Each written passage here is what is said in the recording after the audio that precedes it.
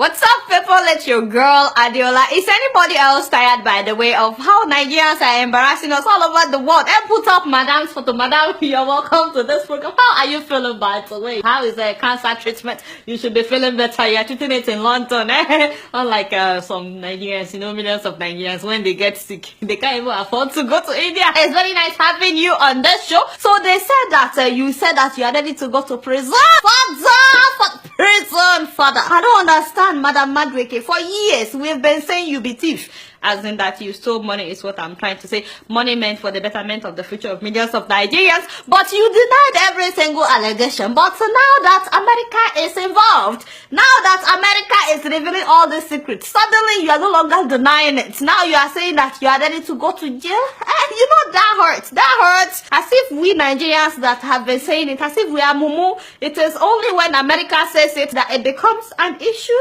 Wait a minute. Oh God, you not told us this. So he said America would know. Whether one person or a group of people steal $20 billion, America will know and say this will keep that money there. By the way, this money is part of the missing $20 billion that former President Goodluck Jonathan told us at that time was not missing, because he said that if the money was missing, America would know. So now, Madam is speaking. She exposed how she allocated several oil lifting contracts to Aluko as well as Amakore, despite their lack of technical expertise or capacity to operate the oil mining leases. Yes, they couldn't do it. In fact, they subcontracted it to third party, and then they made tons of money by not fulfilling the obligations stated in the agreement. But she gave it to them because in return, they bought Madam several properties in different parts of the world. I mean, you guys have been saying several properties allegedly in the name of Alison Madweke. We've been saying so many $1 million properties in her name. Apparently, this is how she got those properties, and of course they wired millions of dollars into her account. By the way, I thought I should mention that Madam wants us to know that the furniture that they bought for her was only $4 million. So not more, it's just $4 million. This is for the enemies of progress. All of you that have been saying that she spent a lot of money on furniture, she wants us to know it is not that much. It is only $4 million. Anyway, so with Madweke's help, these people were able to steal $1.7 billion. $1.7 billion. Don't worry, we'll come back to the money. Let's just keep going. So imagine the biggest foreclosure ever in New York City is the property owned by a Nigerian. Just imagine the embarrassment I felt when I heard that. They used our money to buy $50 million apartment here in New York. Please let Nigerians see what these people used our money to buy. $50 million apartment. And then there was another $80 million that was spent on a yacht. I said, when Beyonce turned 32 and she went cruising with her husband, we did not know that was that they were cruising on our money. You see, Nigerians, of course she paid. I mean, Beyonce paid like $900,000 or something. So she paid. But the money, as in the yacht, that was our money that was cruising for the 32nd birthday. And let's not forget about the house that he bought in California. He bought that with $24 million. Yes, it is our money. As a matter of fact, he already sold that one. And then the man had 3 private jets. 3, not 1, not 2. What do you do with 3 private jets, by the way? I don't know. 58 exotic cars for one person alone. Okay, that just shows you the level of poverty mentality that these people have. You see money like this, you start shaking. You go and buy a big house, big yacht, 58 cars. How that? And this is just to show off and to date Naomi Campbell. No be so. Does that even make sense? Naomi don't dump him. No be so. Naomi don't dump him. She don't move on to somebody else. You see, this is how these people let models take our money. But it pains me because I always think about what this money would have done in Nigeria. You guys remember that beautiful airport in Zimbabwe that I've been showing you for some time now? Victoria Falls Airport was built with $150 million.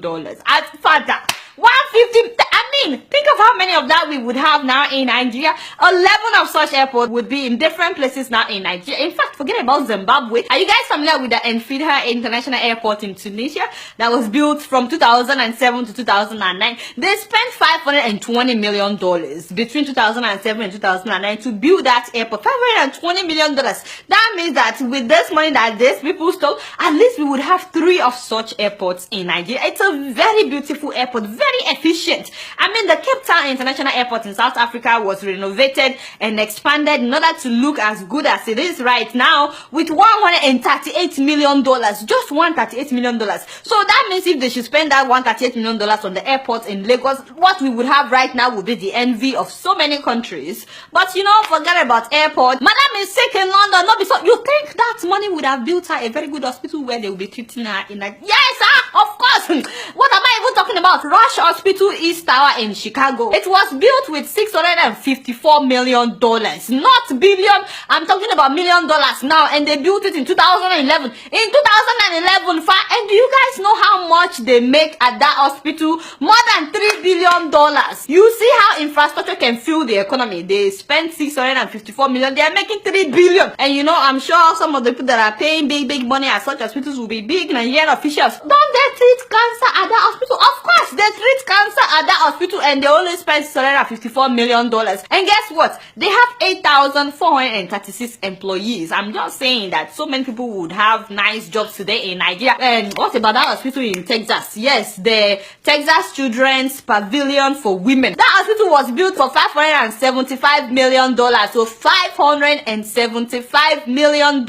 And this was between 2007 and 2012. Only $575 million was the building cost for this really nice hospital, and these people stole almost $2 billion, and they spent it on yachts, on cars. This hospital employs 1,789 doctors and 1,366 nurses. Hopefully some of you are starting to realize the impact of what these people are doing. It's not just about the fact that we could have good hospitals and less people would die, but many graduates would have jobs today if only these people would just invest the money in Nigeria. Some people will tell me, why are you telling people to invest in Nigeria when there is no power? So if somebody like this should spend the money to invest on power, don't you think we would have stable electricity by now? I thought they privatized the electricity company. If somebody like this should invest in the electricity company, the electricity would be stable. I can go on all this. Milo Cancer Hospital in Connecticut was built with $467 million. That is a cancer center. Even if we just have one of that in Nigeria, is it just me, or have you all noticed that it is no longer the common people that are suffering from lack of good hospitals in Nigeria? Don't you guys see celebrities, Nigerian celebrities on social media asking for funds for them to go to India, for them to go to Dubai for treatment? Have you guys not been seeing it? Instead, these people are spending this money buying houses in America. Now, the truth is, as much as we like to crucify government officials and big people for robbing the future of our children in Nigeria, even the common people are corrupt. As in, this corruption thing is not everywhere. I'm sure you guys have seen the story of the lady at ShopRite, the one that stole 554 million naira from customers within 1 month. I mean, how? How is it possible? A sales girl, Miriam Mufutao. Auntie Moria. Hey, you don't have her photo. Auntie Moria, hey, within 1 month of getting a job as a cashier at a ShopRite, within 1 month of resuming for her job, this girl bought her own POS, so she would swipe customers' cards on it. So instead of the money going into ShopRite's account, it was going into her account. Nigerians, why are we like this? Why? You see, I fear Nigerians. I fear Nigerians. So politicians are robbing us left and right, and now common people are also robbing people. Habba, even a sales girl stole 554 million in 1 month. In 1 month, oh, what was successful?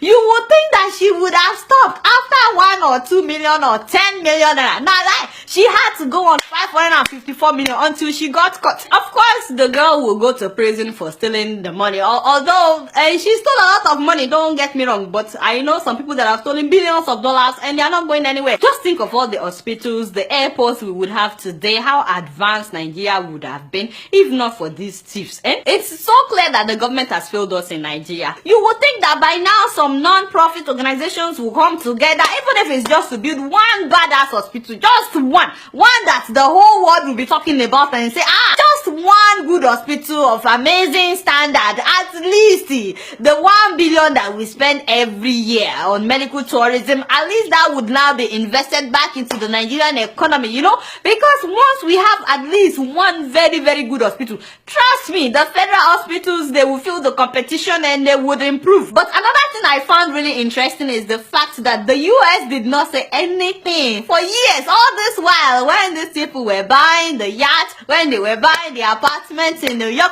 when they were wiring the money into America, and they did not say anything. They've been pumping this money into the American economy. They didn't say anything. It is now that America is talking. I want to know what you guys think. So they have money in America, in UK and Switzerland. Do you think that the US or UK or Switzerland should return the money that had been looted? And do you think they will return it? And if they should return the money to the Nigerian government, what do you think would happen? I want to know what you guys think. But again, you guys don't know much. Guess what? I'm just keeping it real.